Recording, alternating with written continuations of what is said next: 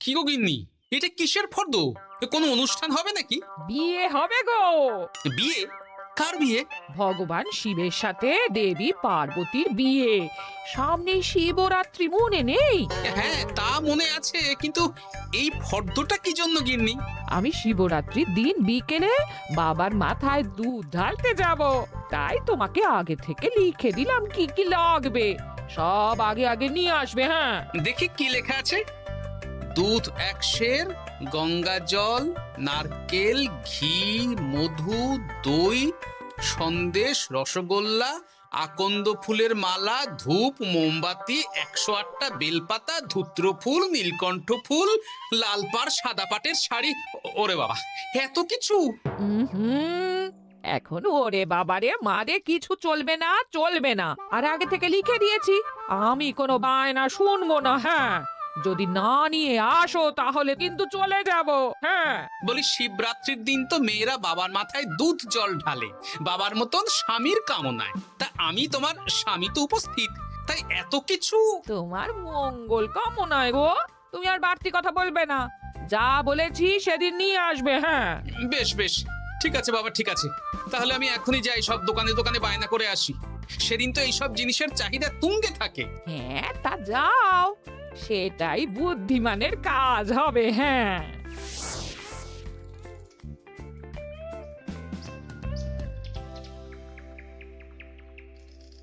আরে এই তো পুটির বাবা, সকালে রাজসভায় গিয়েছিলে কিন্তু তেমন কোনো কথা হলো না। হ্যাঁ গোপাল দাদা, এখন কি যে করি। ঠিক আছে ঠিক আছে, আমি দেখছি কি ব্যবস্থা করা যায়, বুঝলে। ঠিক আছে গোপাল দাদা, একটু দেখো, বুঝতেই তো পারছো অভাবের সংসার। হ্যাঁ হ্যাঁ, কোনো চিন্তা করো না।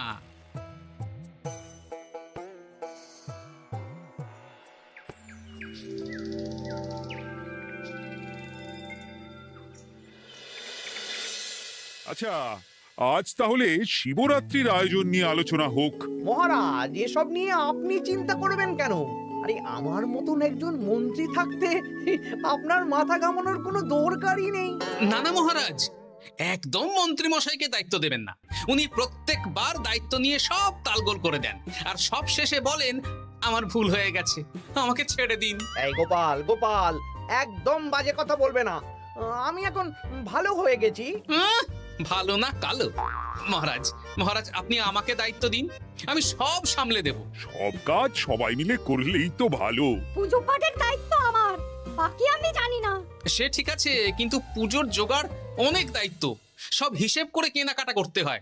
সবচেয়ে বড় ব্যাপার, তার জন্য সৎ হতে হয়। আমি কি অসৎ নাকি? আমি সব দায়িত্ব নেব। না, আমি নেব। আমি নেব। আমি।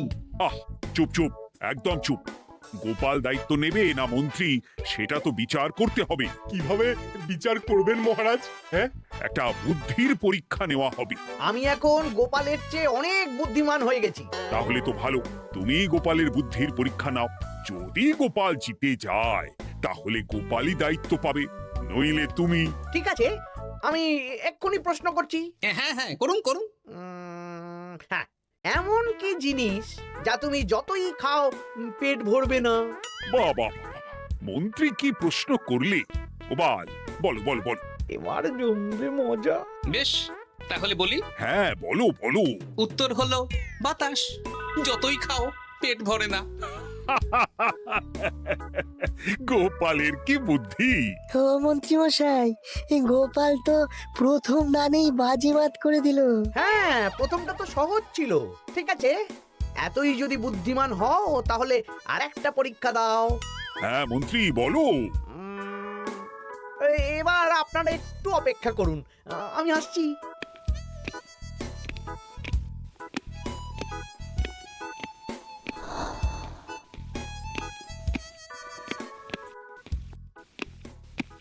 এই তো মন্ত্রী এসে গেছে, আবার হাতে একটা খাঁচা।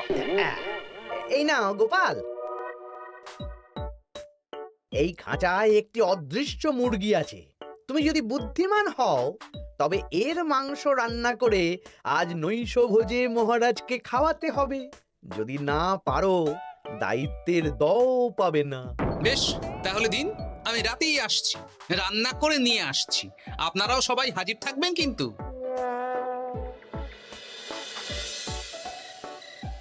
এই সেরেছে, গোপাল যে এখনো এলো না।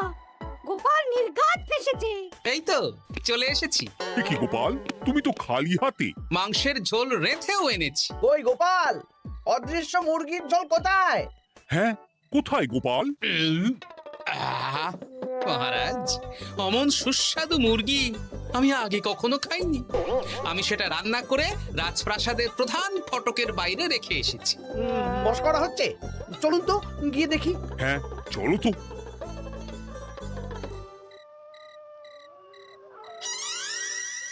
এ কি, এখানে তো কিছুই নেই, আমি তো দেখতে পাচ্ছি না। কই, আমরা তো কেউ কিছু দেখতেই পাচ্ছি না।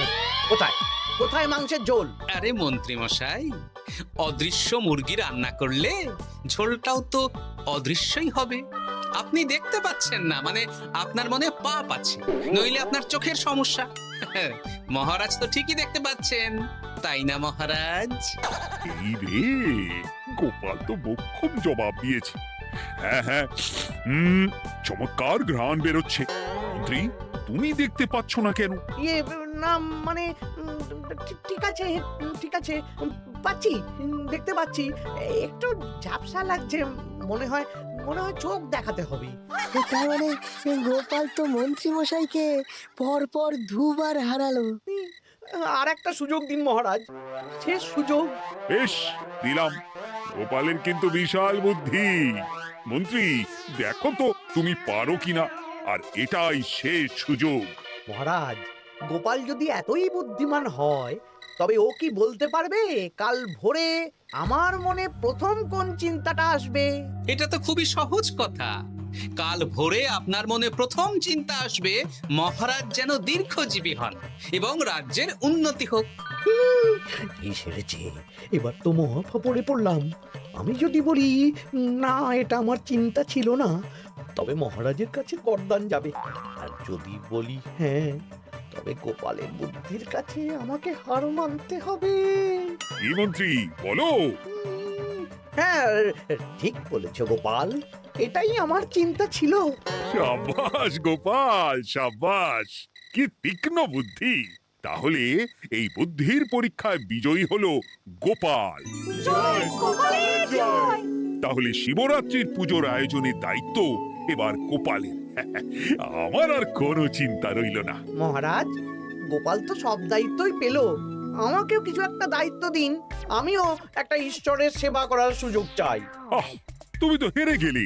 তাতে কি, ভালো কাজ করতে চাইছি, একটু সুযোগ দিন মহারাজ। বেশ, তাহলে তুমি গ্রামবাসীদের ভোগ প্রসাদ খাওয়ানোর দায়িত্বটা নাও। ধন্যবাদ মহারাজ। হ্যাঁ মন্ত্রী, মিলেমিশে কাজ করো, কিন্তু ঝামেলা করো না। না না, আমি সুষ্ঠুভাবে পালন করব। ঠিক আছে মন্ত্রী মশাই, তাহলে ওইটুকুই করুক, কিন্তু আমার কাজে কোনো বাধা দিতে আসবেন না। না না না, তোমার কাজে কোনো বাধা আসবে না। আমি ভোগ প্রসাদ বিতরণ, খাওয়া দাওয়া, এই সব ব্যাপারটা দেখব।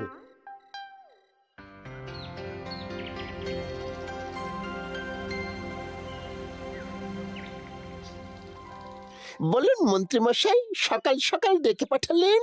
শোন বটা ঘটা, এবারে শিবরাত্রি উপলক্ষে যে ভোগ প্রসাদ জনগণের উদ্দেশ্যে বিতরণ হবে, তার পুরো দায়িত্বই আমার। তাতে কি, মহারাজ আয়োজন করেন আর সব রাজ্যবাসী বিনামূল্যে খেয়ে যান। সেই প্রথা এতদিন চালু ছিল, কিন্তু এবার একটু অন্যরকম হবে। কিরকম কিরকম? তোরা দুজন আমার নাম করে সব গরিব প্রজাদের কাছ থেকে ভোগ খাওয়ার জন্য চাঁদা তুলবি। শিব পুজোয় চাঁদা? হ্যাঁ দাদা, ইয়ে না মানে ঘটা, খুব সামান্য। বাড়ি আর দোকানগুলোয় যাবি আর মাথা পিছু 1 আনা করে তুলবি, কেমন? বেশ, তারপর বলবি ঢালাও খাওয়ানো হবে, এলাহি আয়োজন। আচ্ছা ঠিক আছে। তবে ভুল করেও কোনো রাজসভাসদদের বাড়ি থেকে বা মান্যিগণ্যি লোকের বাড়ি থেকে এই চাঁদা তুলিস না যেন। না না, বুঝতে পেরেছি, তুলবো না। বলবি সারা রাত পুজো হবে, পরের দিন সকালে হবে প্রসাদ বিতরণ, কেমন?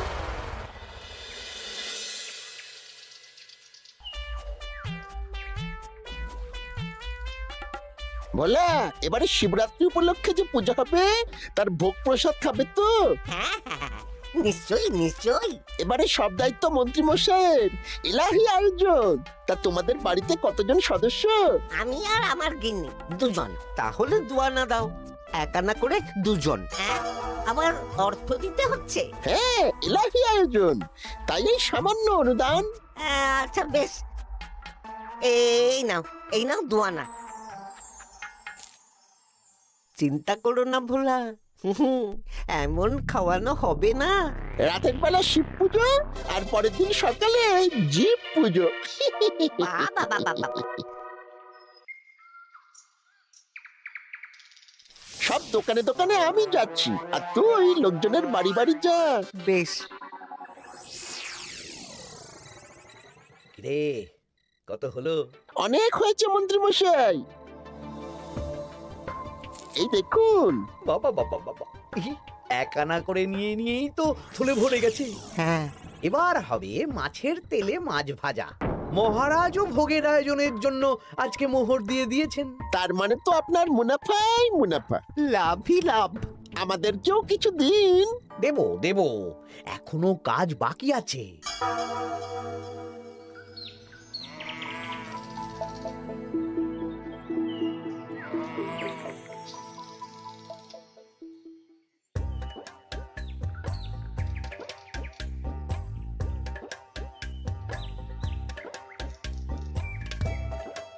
আরে আরে গোপাল দাদা যে, এত কিছু কি নিয়ে যাচ্ছ?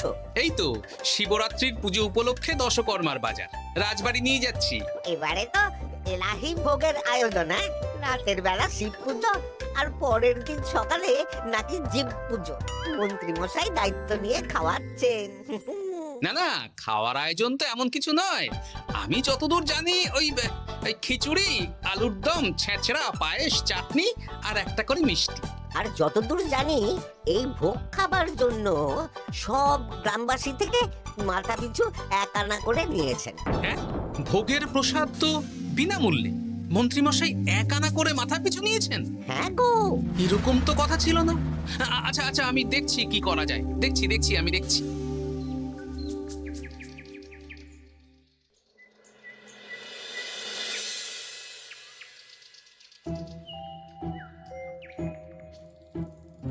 ভায়া, বলছি তোমার কাছে মন্ত্রীমশাই এসেছিলেন? হ্যাঁ, চালের বায়না করে গেলেন। তা কি চালের বায়না করলেন? খুবই সাধারণ চাল, আমার দোকানে সবচেয়ে কম দামি চাল বলতে পারো। সে চাল তো আমি পুজোর দিন পাঠিয়ে দেব বলেছি। আচ্ছা, কেনাকাটার রসিদপত্র? না না, সেসব হয়নি, শেষে দেব। শোনো, মহারাজের আদেশ, মন্ত্রীমশাই যে চাল বলেছেন তার থেকে 5 গুণ উৎকৃষ্ট মানের চাল দেওয়া যায়। যে চাল রাজা বাদশারাও খুব কম খান, সবচেয়ে দামি চাল। আচ্ছা, আর ডাল? ওটাও 1 নম্বর মানের সোনামুখ দেবে। বেশ। মন্ত্রীমশাই যা যা বায়না দিয়েছেন পরিমাণ এক থাকবে, শুধু জিনিসপত্রের মান বাড়বে। ঠিক আছে? আচ্ছা ঠিক আছে। আর একথা মন্ত্রীমশাইকে জানানোর দরকার নেই, শুধু মোহরটা ওনার কাছ থেকে আদায় করে নিন। যেদিন খাওয়ানো হবে সেদিন বিকেলে যাবে, মানে শিবরাত্রির পরের দিন বিকেল। বেশ।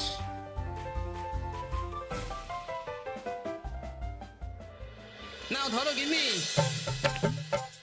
যা যা বলেছিলে সব কিনে এনেছি। এবার আমি মন্দিরে গেলাম, কেমন? ঠিক আছে গো, তুমি কি ভালো। দীক্ষেতা, চললাম এখন ভিড় সামলাতে।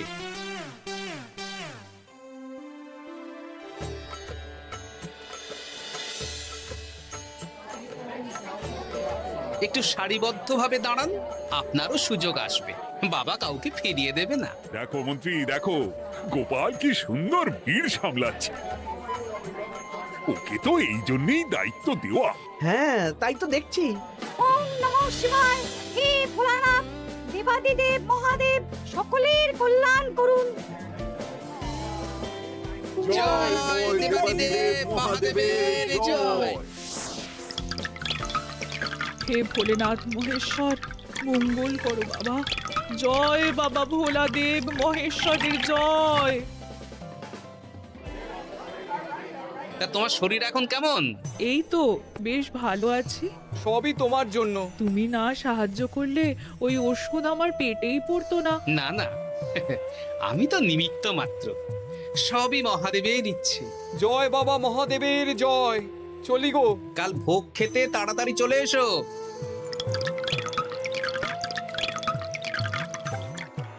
জয় দেবাদিদেব মহাদেবের জয়।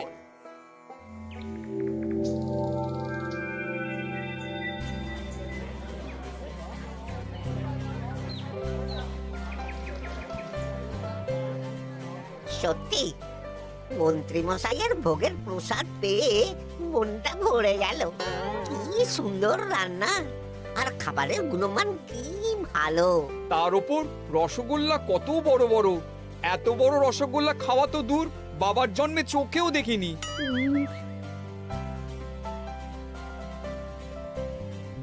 এই সেরেছে।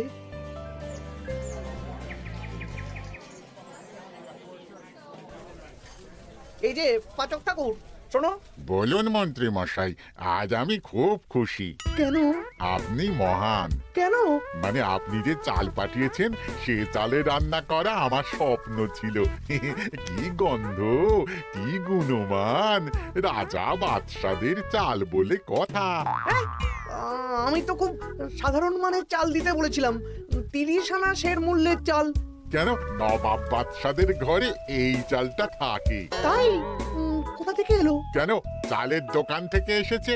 মিষ্টিও দারুণ, রসগোল্লা তো নয়, যেন যেন একেবারে বড় বড় রাজভোগ। কি আকার, কি গুণমান, কি স্বাদ। আহা, দেখুন দেখুন দেখুন। বাবা, ভোলা এত বড় রসগোল্লা দিয়েছে। ঠিক আছে, যা হচ্ছে হতে দে। আমি তো চিন্তায় পড়ে গেছি।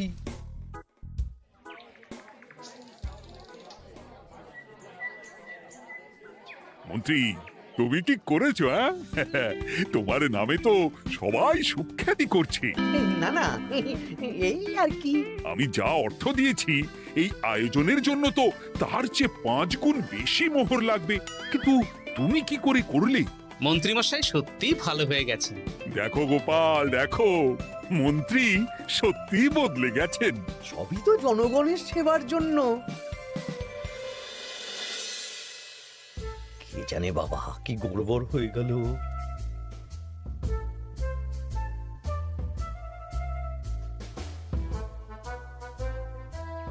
মন্ত্রী মশাই, বকেয়া পাওনা নিতে এলাম। আপনার মোট হয়েছে চালের 350 মোহর, মুগ ডালের 250 মোহর, আর মশলাপাতি 100 মোহর। বলো কি? মন্ত্রী মশাই, ওই আপনার মোট বকেয়া 300 মোহর। আর আমার এই 150 মোহর। হ্যাঁ, চলুন মহারাজ, একটু মন্ত্রীমশাইয়ের বাড়ির দিকে ঢু মেরে আসি। চল। চলুন, ওনাকে গিয়ে ধন্যবাদ জানিয়ে আসি। এই না না না, আরে আরে আমি কি করে দেব? আমি কি চন্দ্রমুখী আলু দিতে বলেছিলাম? আমি কি করে দেব? না না, ও আপনাকে দিতেই হবে। হ্যাঁ, কি বলছো মন্ত্রী? তুমি এত ভালো কাজ করেছো, এত বড় মুখ করে সকালে বললে যে সবই জনগণের সেবার জন্য। আরে আমি কিভাবে জানবো যে এত খরচ হয়ে যাবে? কেন মন্ত্রীমশাই, আপনি তো গ্রামবাসীদের থেকে অর্থ নিয়েছেন, মাথা পিছু 1 আনা করে। মানে এই সব তো কথা ছিল না। এই সেরেছে। গোপাল কি করে জেনে গেল? এসব কথা কি আর চাপা থাকে? আর সেই জন্যই তো আপনি ভালো মানের খাবার খাইয়েছেন। সত্যি তো, যে মানের খাবার খাওয়ানো হয়েছে তা কৃষ্ণনগর কেন, আশেপাশের কয়েকটা নগরের লোকও এই জিনিস চোখে দেখেনি, আর তাই তুমি অর্থ আদায় করেছো। না মানে, আমি বুঝতে পারছি না, আমার অনুমতি ছাড়া এগুলো হলো কি করে? মন্ত্রী মশাই, বকেয়া পাওনা দিন, নইলে খারাপ হয়ে যাবে বলে দিচ্ছি। হয়ে গেল, আমি ভিখারি হয়ে গেলাম। অগিন্নি, মোহরের থলেগুলো নিয়ে এসো, গয়নাগাটি নিয়ে এসো। আমাকে পথে বসিয়ে দিল। কে কে আমার এত বড় সর্বনাশ করলো? আমি মন্ত্রীমশাই, আমি। আপনি যখন চাঁদা তুলে ভালো খাওয়াতে চাইছেন, তাই সবচেয়ে ভালো খাওয়ানোর ব্যবস্থা করে দিলাম, তাও আবার আপনার ঘাড় ভেঙে। আমার সর্বনাশ হয়ে গেল। জয় মহাদেবের জয়।